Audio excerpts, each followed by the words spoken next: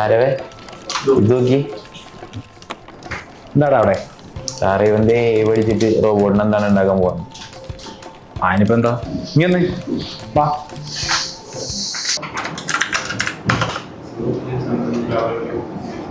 മറ്റേ 2008 പിക്സാറും ഡിസ്നിയും ചേർന്ന് ഇറക്കിയ ഒരു സിനിമയാണ് വോളി.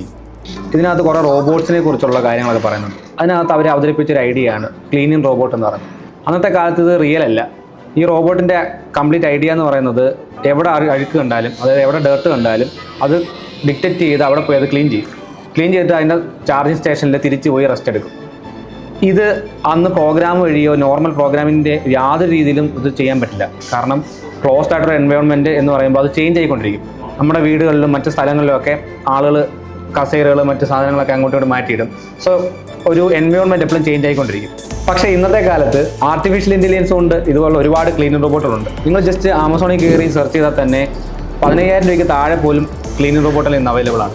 നിങ്ങളുടെ റൂമിൻ്റെ ഒരു എൻ്റയർ ഫ്ലോർ സ്കാൻ ചെയ്തിട്ട് അത് എവിടെയൊക്കെയാണ് ഡേർട്ട് ഉള്ളതെന്ന് തിരിച്ചറിഞ്ഞ്, അതുപോലെ ഒബ്സ്റ്റക്കിൾസ് എവിടെയൊക്കെയുണ്ട് ഇതെല്ലാം മനസ്സിലാക്കി അതിനനുസരിച്ച് അഡ്ജസ്റ്റ് ആയി അത് തൻ്റെ ജോലി ചെയ്തതിന് ശേഷം തിരിച്ച് ചാർജിങ് സ്റ്റേഷനിൽ പോയിരിക്കും.